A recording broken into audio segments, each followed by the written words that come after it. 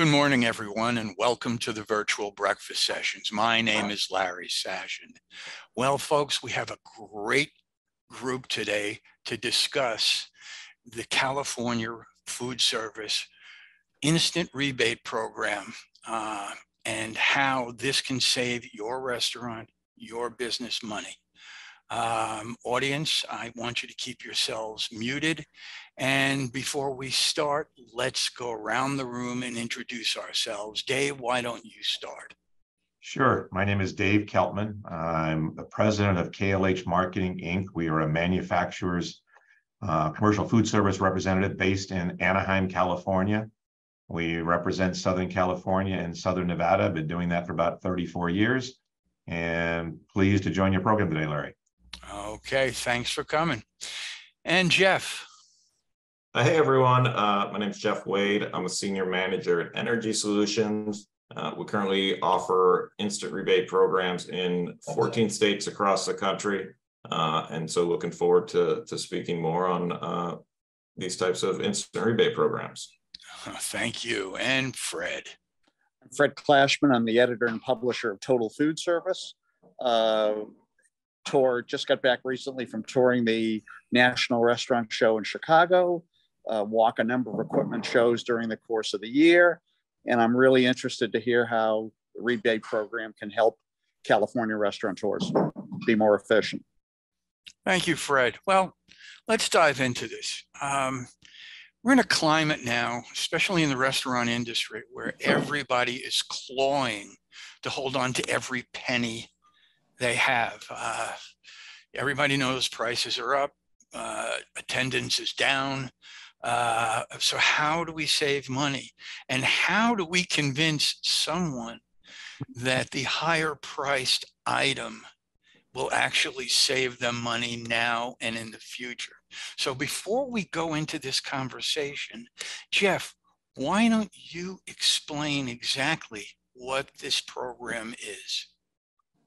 Yeah, great. Thanks, Larry. So an instant rebate program for food service equipment operates a little differently than a traditional rebate program, where, say, a traditional version would be you walk into a store or you order equipment from a dealer, it ships, and so you buy the equipment and then you apply for an instant rebate after the fact with the utility, send in, application, and it takes, maybe 6 to 8 weeks to get a check if you've done everything right. The instant rebate version is much different, where the dealer would pre-qualify you based on the installation address, pre-qualify the equipment so they would know the instant rebate amount, and they would take that instant rebate directly off your invoice. We're lowering the price on the front end. The customer doesn't need to do anything. They walk out with their rebate. And that's the process for the end use customer. Now, what are the qualifications of an item, a stove, a combi oven, whatever? What are the qualifications that make it this rebate applicable? Yeah, so for a piece of equipment to be qualified, a lot of times Energy Star, you'll hear that word often. If it's on the Energy Star list, that's a good indication that it will qualify. But then the utility often has a list, depending on what state you're in, where it's an Excel file that would show, every piece of equipment that would qualify for the different measures. And that's where you would see if your equipment qualifies. So the utility lists are actually a benefit, because they can have additional models that aren't just Energy Star. But Energy Star is typically a good indicator that a piece of equipment would qualify, because it's more energy efficient than a baseline model, and it has an Energy Star rating. Okay, so Dave, say I'm a restaurateur and I come to your place and I contact your company, and I'm redoing 2 of my kitchens. And what is not an argument, but how do you convince the person that buying the more expensive item is better off, they're better off than buying the cheap import? Well, sometimes they're more expensive, sometimes they're not. It depends on the product category. Jeff mentioned the Excel spreadsheet, which is quite an extensive list of products.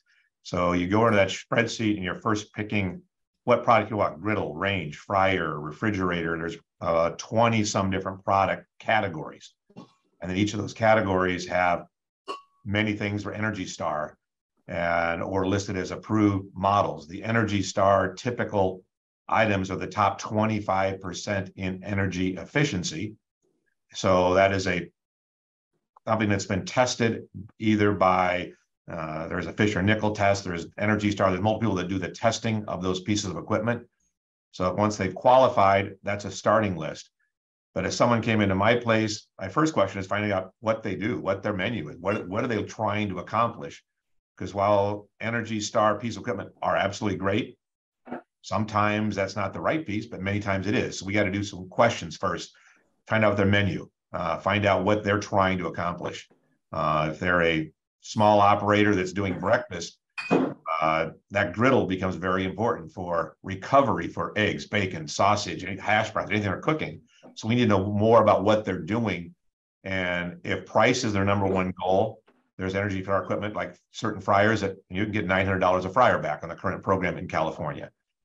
There's certain products that do well and certain products where maybe the price isn't the number one thing, but the recovery is for the customer, depending on his product needs. It's a lot of questions first. There's no one answer to that.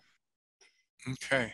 And Larry, I think the thing we should explain too is that Dave's role in we should look at what the chain is of how product gets bought and specified. In other words, Dave works with an equipment dealer, a supply dealer, in tandem to respond to the need of that particular customer.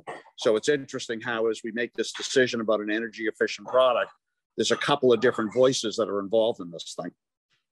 Yes, besides the egg fryer, give us an example of who would not choose to go energy efficient. Well, it's not necessarily the choice they make, it's a choice of what they're trying to do. If you're a smoked meat house and a smoker is a possibility of a piece of equipment, or a combi oven, or there's multiple different pieces, depending on what you're trying to do, there's some pieces that can do two different things. So that may not be an Energy Star piece, but it might accomplish two machine pieces of equipment instead of one in your kitchen. When you look at could also be a space issue. In other words, you might only have X amount of space to use. Absolutely. So Jeff, when you're planning with somebody, or do you plan with them what equipment is best for them, or are you the facilitator of the rebate? Yeah, so we are the implementer of the rebate, and so what's unique about these instant rebate programs and how we're able to reach more of the market is I'll work directly with the dealer in pretty much all cases. So I don't work with the end use customer. I wouldn't work with a restaurant and kind of help them out. We work with the dealers to make sure they're aware of what products qualify for a rebate, to try to help them stock these products. I think that's kind of one of the biggest factors, is if a dealer is going to sell a piece of high efficiency equipment, they usually have to have it in stock, or to stock it and reference it. And so that's really where the instant rebate programs help the most, is they give that dealer the assurance that, hey, if we're going to sell this fryer, we're going to get a $900 rebate. We'll be able to put this fryer, this high efficiency fryer, at a lower price point after the rebate than a non-efficient fryer. And so that's what really helps us. Hey, Jeff, do you have the sense that most dealers do have a feel for this program, that they understand the rebate? Like, what is it, 50-50 out there in your world? What's it look like in terms of the educational process? Yeah, and so that's really the hardest part, or really the biggest factors of our job. It depends on the state and how large of a geographic area that the utility covers. And it really that really drives how many dealers we're going to get to participate, right? Because so California, let's just stick with California for this example. Yep. We cover about 80% of the state, which California is a huge state. So, we have over 180 dealer locations that are signed up and participated in the program. So we cover an enormous amount of the market, and it's a very competitive market where if you're not participating in the instant rebates, you may lose out on a sale because your competitor is putting that on the front end, lowering the prices on their bids, and winning these bids. And so it really depends on the state. But yes, in a market like California, we have a very large amount of the market, and even outside national dealers are enrolled and can participate. So it's not just dealers in California that can sign up. It's any dealer anywhere that's selling to a customer that's installing the product into a California eligible location. So what is your outreach to let people know? Because I'm sure there are dealers that are either unaware or haven't made the move yet. Why, how do you reach these people to let them know you exist and why they should be working with you? Definitely. So multiple different avenues. I think our biggest that way that we're getting through to dealers is we're at every major food service industry event across the nation. So NRA, we had 7 different people from Energy Solutions there.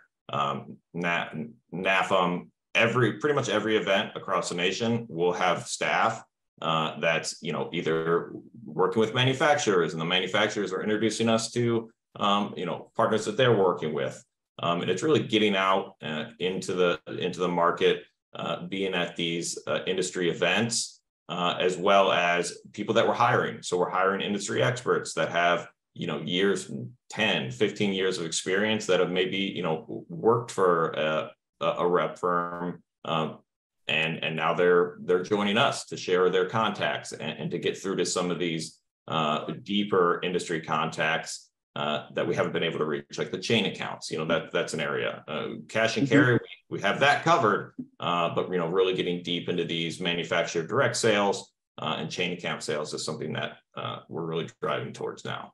I was going to say, it seems as if Restaurant Depot in particular, and I'm not waving the flag for them, but it seems like they've done a really good job of embracing these programs around the country and utilizing them effectively.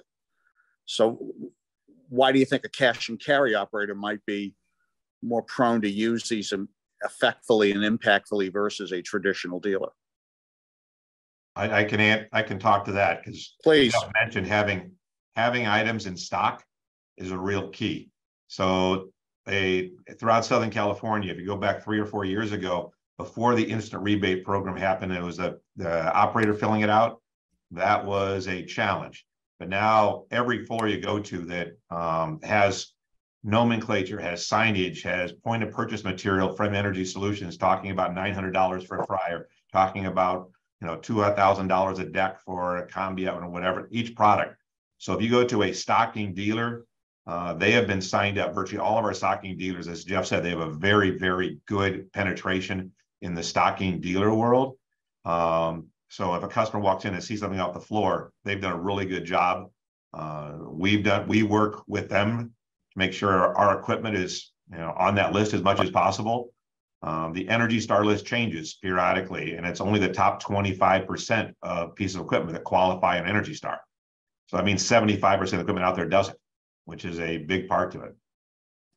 Let's take for a second too. We should take a second too and talk about what you need to do as a manufacturer to qualify within that top 25. Is it the amount of BTUs that's something that cooks with? Is it the amount of, in other words, what are the energy KPIs, if you will, that we use to track what is eligible?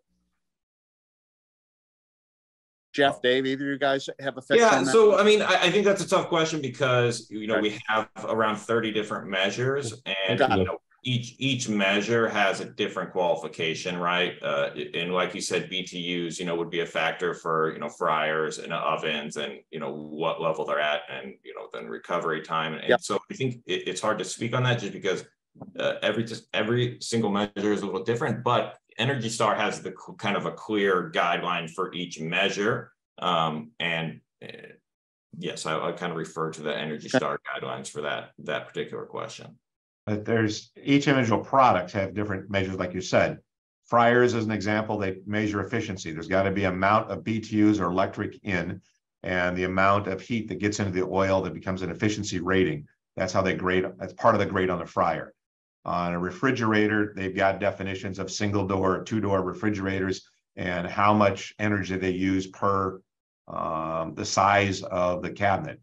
So there are multiple different pieces that grade them, but Energy Star in particular is the #1 grading piece. So as a manufacturer, you have to send equipment to whoever's doing the grading, at Energy Star or at Fisher Nickel or some other testing site. So we're sending pieces of equipment all the time as the standards change, and they change every 3 to 6 months. They, more models that qualify, they only want the top 25%. So we're continually, the manufacturers that I represent have to continually send in product or new product to be tested. Did the pandemic stop the clock in terms of what the testing levels were, and in terms of what the efficiency were that was being looked for by the marketplace? I believe, it didn't stop the clock, unfortunately. Okay. I think we all kind of understand that the pandemic was difficult, on a variety of ways, and mostly due to stocking and, you had factories, frankly, that had basically stopped manufacturing. Exactly. So that you're right. I mean, I think there weren't as many spare models to say send to the CPUC to get tested at one of our California testing facilities. Got it. Well, the next question I have is, geez, there's been an awful lot of talk about moving away from gas and moving into electric. What are you guys sensing? What are you seeing in the state of California? It's been a hot issue with Chef Andres in Palo Alto, going through a whole battle to be able to use gas equipment, et cetera. What do you see? From our standpoint, what we have been seeing, first of all, on the residential side, no new home building that's gas is what they've said. So they've taken out gas water heaters, they've taken out gas ranges, et cetera. Right now, in most cities, there are provisions and exclusions for commercial equipment. Now, there are some that are still pushing that they want electric only. It's coming. We don't have the infrastructure in the state to handle it, just like they want all electric cars soon, but we don't have the infrastructure in the state to handle it. But it's coming. They're forcing electric as the entity. However, you start looking at the downstream portion of getting rid of batteries and getting rid of things from cars. There's pieces that have to be taken care of downstream that cause other problems beyond just using electric or gas.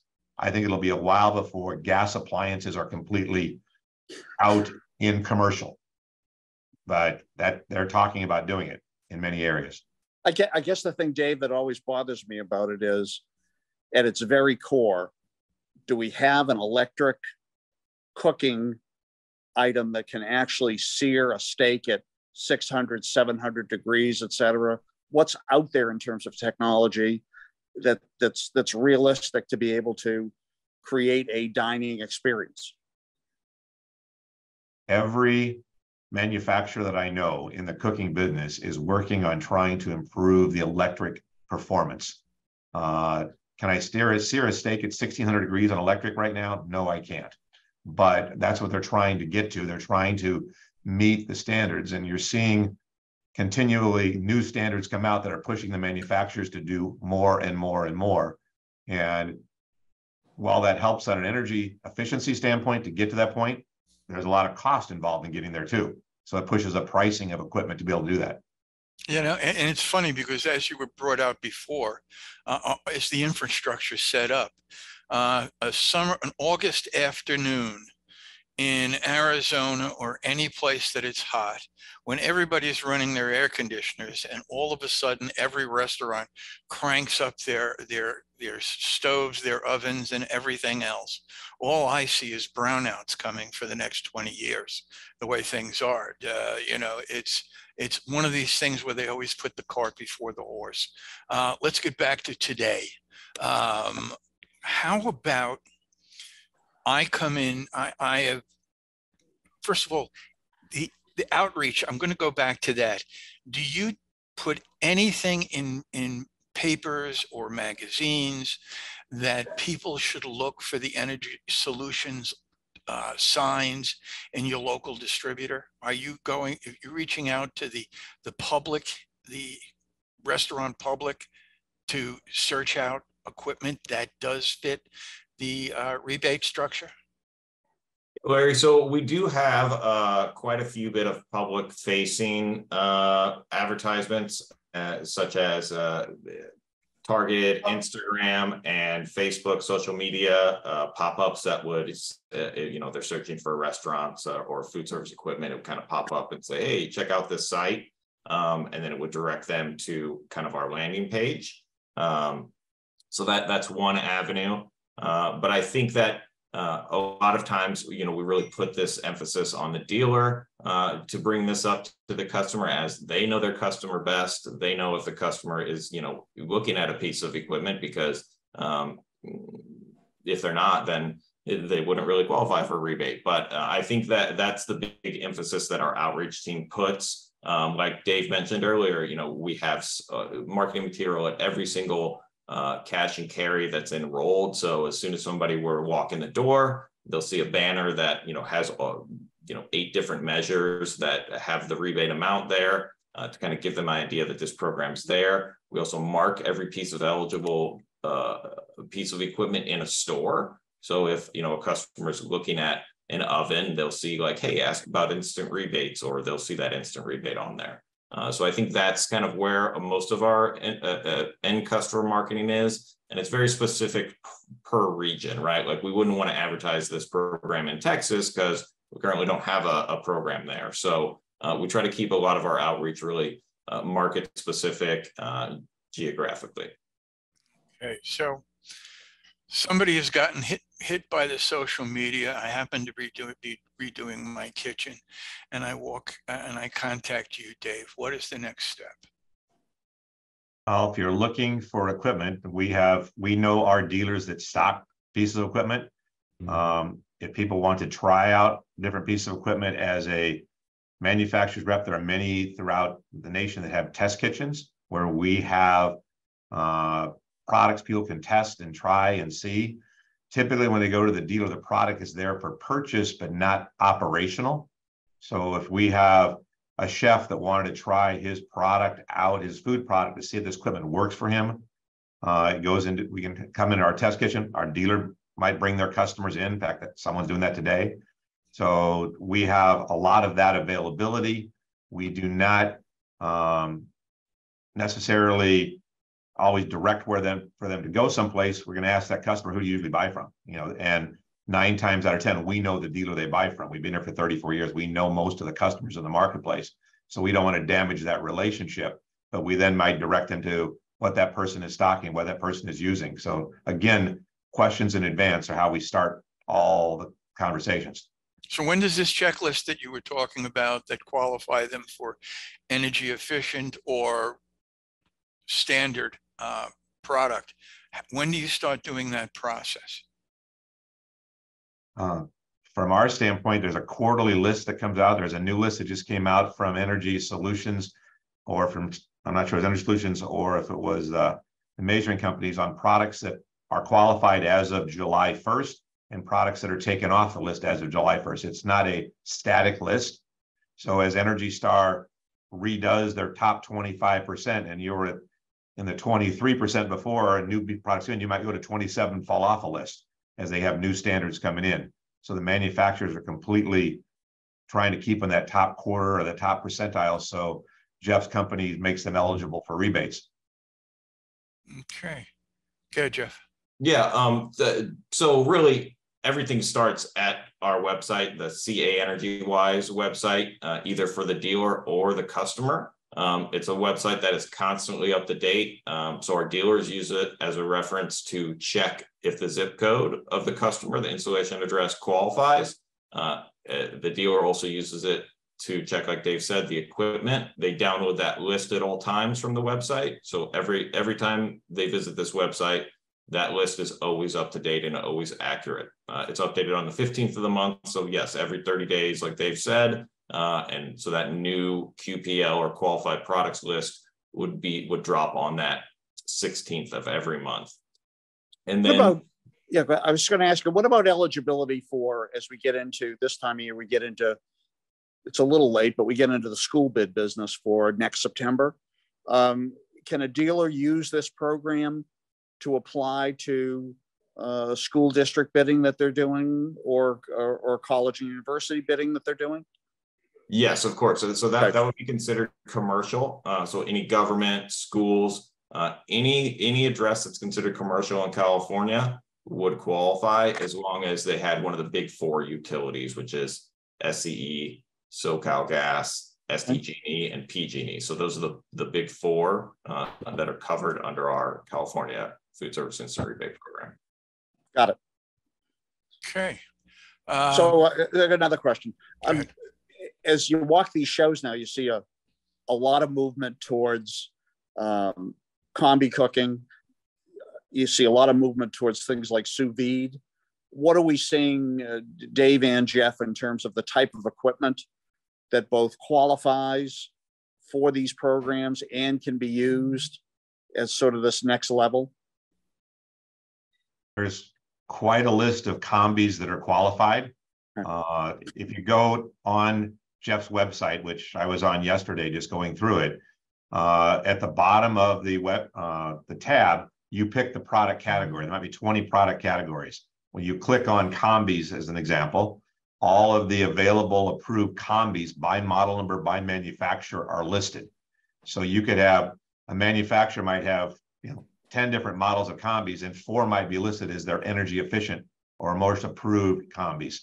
Not all of them are be there by each manufacturer. So there's a list by product, so you can check what's happening with combis. I don't believe sous vide is something that's on as a product category yet, Jeff. Am I correct? Yeah, not correct. No, not yet, at least. Okay. Yeah. What about things like the blast chillers and things that are used in the sous vide process? Blast chiller is not Okay. Okay. General refrigerators, freezers, glass door upright refrigerator freezers, and a whole host of different types of cooking equipment, from griddles and fryers and broilers, and a tremendous list of cooking equipment across the board. Dave, what do you see in your lines in terms of innovative cooking equipment? What types of things are you seeing? Like rotisseries? What's hot? Innovative cooking equipment. That is, some people define innovation as copying somebody else. That's not really innovation, but well, it's new to them. It's new to me to sell it. Yeah, but that's funny. But that's funny. Certainly, combis are big. Induction in various forms are coming. More and more forms of induction type items. Used to be just a countertop induction piece, at a buffet lineup, but now there's lots of forms of induction. A lot of things where you're trying to promote ventless. So you have a lot of different types of equipment, from dish machines and things that are coming in ventless, where, if you have a piece you're trying to add to a restaurant or a school, the cost to penetrate that roof and run a vent when you didn't have a piece before is very expensive. So a lot of ventless equipment where they're condensing, whether it's smoke or steam or whatever, and reusing that some process. Those are things that are happening more and more to make it more opportunities for restaurants that can't modify roofs, or the basement of 6-story buildings or something. Jeff and Dave, what about the impact of takeout and delivery over the last couple of years? How has that impacted the type of equipment that you're seeing, and product, again, that qualifies for the California program? Yeah, well, I'll give one example of something that we've seen more of, and that would be ghost kitchen facilities that are coming through the program. I mean, we've seen quite a few just monster ghost kitchens up in LA that we're putting in hood units that qualify if they have demand control ventilation on them. And so there were 21 different kitchens in one large warehouse. That it was all made to order, and then it was shipped out. So I think ghost kitchens are one thing we're seeing, at least on the instant rebate side. Dave, I don't know what you're seeing on that. Well, through the whole pandemic, if you had a takeout program established in advance, you did well in the pandemic. If you tried to start one during the pandemic, not so well. So there's a lot more of holding equipment where you're trying to hold product as you get things out the door. People have less contact, or they want to order online. They want to pick up and not actually see a person, touch a person, have it, so you're seeing a lot of holding areas. You're seeing some storage bins. You're seeing storage cabinets.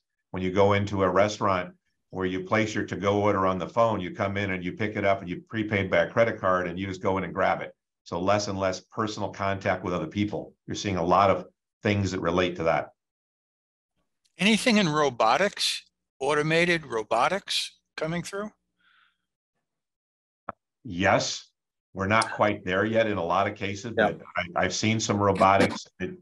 Right now, the cost to do that on major problems, a major piece, it probably gets to more of the chain level than it does to the individual operator yet. They can roll out cost. You're seeing delivery on electronic stuff. You're seeing electronic cars with delivery happening. So you're seeing some things along those lines, but the robotics are coming. It's just making it cost effective. And as equipment keeps getting more expensive, the robotics are going to get more expensive, especially with the change in labor rate. The labor rate has been the biggest issue over time. We have a lot of restaurants that can't get open because they can't hire people or short staffed. And so you see the restaurant looks half full, but they only have enough staff to handle half the restaurant. That is pretty typical in major restaurants. Yes. Fred, what else did you see at the show that was new and interesting that might fit into this category? Well, I think this robotics issue is a huge piece of this, and I think you have people like Steve Ells, who was at Chipotle, who are coming in with this concept called Kernel, in which it will be a mix of robotic support and people. So the question's going to become, and Dave saw what I saw, these automated robotic arms that are operating a griddle to cook a burger and also operating the back end of a fryer, et cetera. How will this stuff be? How will it fit? And will a single employee at $25 an hour be taking the place of what used to be 3 employees at $10 an hour? And so equipment's going to have to be molded and built to support those changes. Yeah, and how do they fit into this program when there's one of them? It is, whatever it is the most energy efficient. Do they measure what the cost is, not only for energy, but the cost to the business to run something? So yes, running a fryer right now costs, an energy efficient one may save energy, but you have to have somebody there running it. Does that cost come into these programs, or is it just the energy they save? Yeah, so right now it's just the energy they save. Down the line, I guess we would have to see, like maybe there'd be a carbon offset by not having to have somebody there to operate it. But yeah, right now it's totally focused on energy and what is coming off the grid, right? Because for a utility, the reason they do instant rebate programs or any sort of rebate program in general is the cheapest way for them to reduce energy off the grid immediately is just give money to their customers to do it. Otherwise, they have to build a power plant, which is much more expensive if they can't reduce the amount of energy used during the day enough by these types of rebate programs. Okay, and does energy collection like solar cells or anything else attached from the roof of a restaurant, does that play into these things? I know there are separate rebates for that, but does that come into energy efficient equipment? Yes, just for this specific instant rebate program, it wouldn't, but yeah, like they could possibly, apply for different energy programs through their utility, right? If they're able to offset the amount of energy during the day, so through a demand response program, right? If they're able to reduce their use at peak times, they can get additional bonuses from the utilities. But yeah, that would definitely, it would be a separate program. In terms of how that would operate with this instant rebate program in the future. Okay. Hey Jeff, as you talk to dealers and talk to reps like Dave, what's on the wish list? Well, that's a good question. So what's on the wish list? We always want to try to increase rebates over time, but sometimes that's not in the cards, depending on where we're at in a program year and what measures we're looking at and how long they've been on the list. Another thing on the wish list is trying to add more measures for the dealers, right? I know induction cooktops is something that's just come out. Induction in general in the kitchen is, something how we talked about is gas going away. I know induction is one avenue many manufacturers are looking at.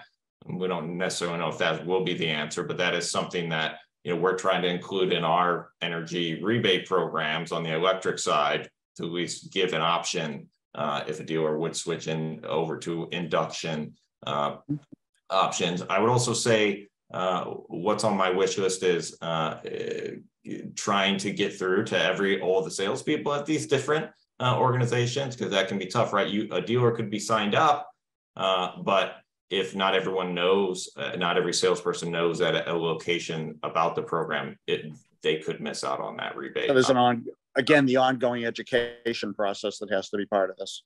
Exactly, especially in a state like California, where there's no downstream options in some parts of the state, where a customer, if that dealer does not give them an instant rebate at the time of sale, they have missed out on that rebate opportunity. So it's become more important that either the dealer knows about it or the customer brings it up to that dealer at the point of purchase.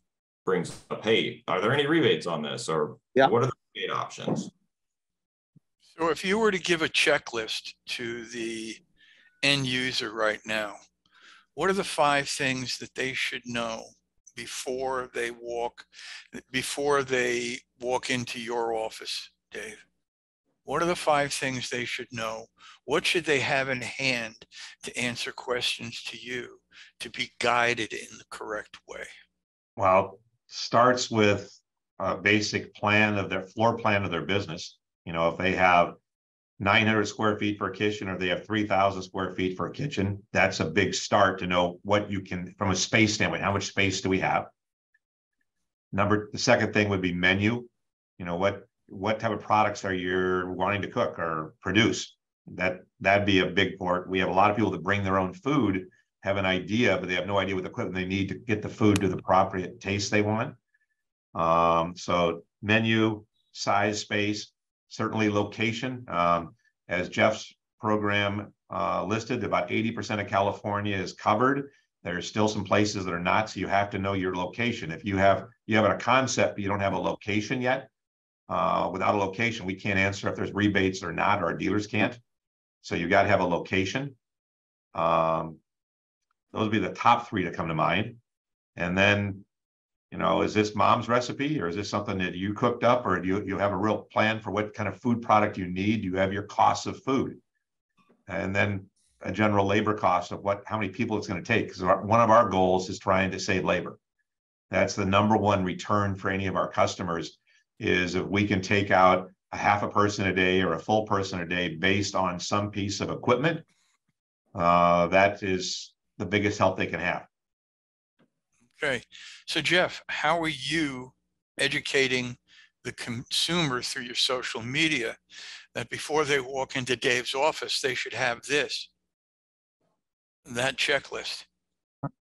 Yeah. So that's a great checklist. I think that we're maybe not going as far down that list. We're really staying focused on, hey, like here are some of the premier kind of instant rebates we have. Like, hey, if you do a $900 off your fryer, that is going to lower you, way below a typical non-energy efficient fryer, right? So there's some measures that are better than others right now. And so we really focus on those highest rebates versus the incremental cost of the material, right? Like what will bring it down much lower than a non-efficient model. So that's really where I think we focus at a lot of our kind of energy and effort, is letting the customer know these rebates are available, not just showing them a list of 20, but really kind of narrowing it down to what might affect them the most,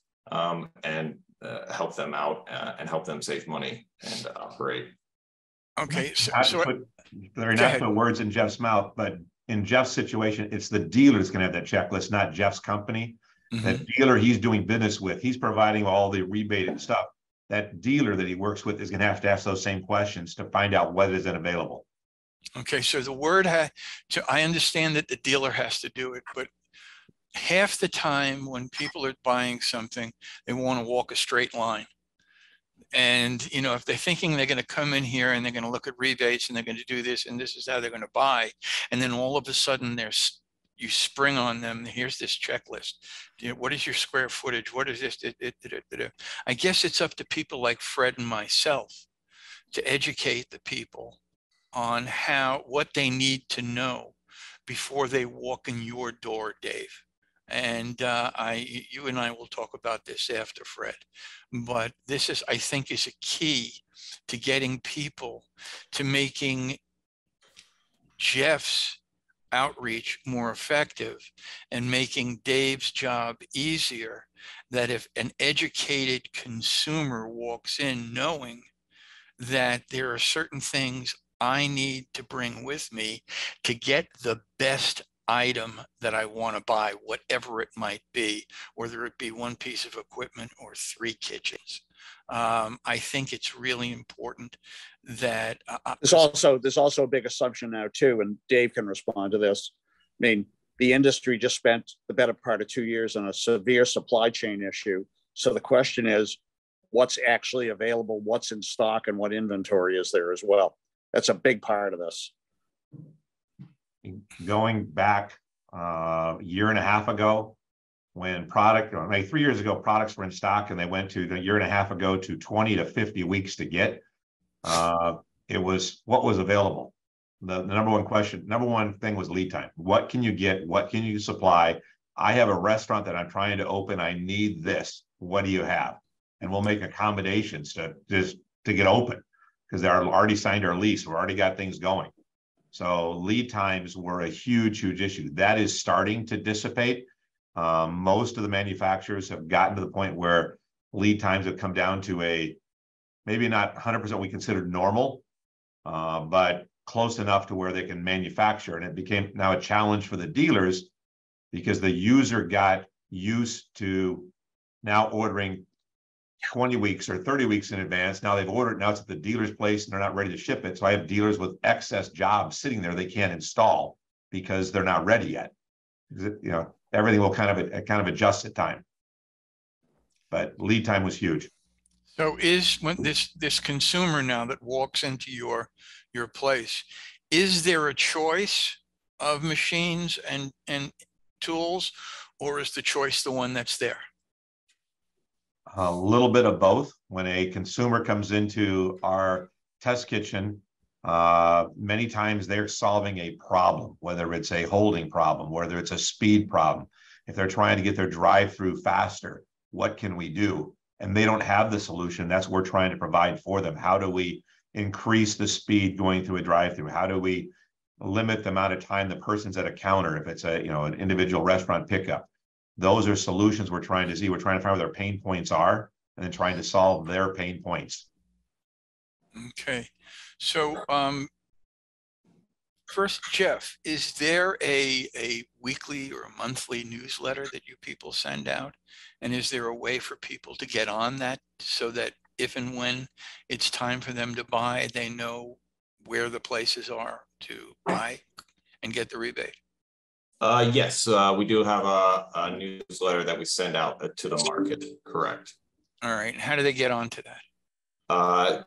Just if they go to the website caenergywise.com /instant rebates, if they just type in CA Energy Wise and instant rebates, just email the contact information on that website.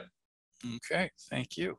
And Dave, do you have a newsletter that goes out to people that design restaurants, people that can sign on that may be doing a job or doing their kitchen over next year so that they know what to do and when? We don't have a newsletter. We do email blasts to those people. So we have our local customers, we have a list of them, and there's things that go out to them, whether it's about new products or something happening in the marketplace or some event. We do some email blasts. The newsletter mail world, let's call it an electronic newsletter. How's that? Like it. Like it. And how do people get onto that list? KLH.com is the website, www.klh.com. Anybody can go to that website and we can get your name added and have our team put you on there so we can get more email information out. Okay.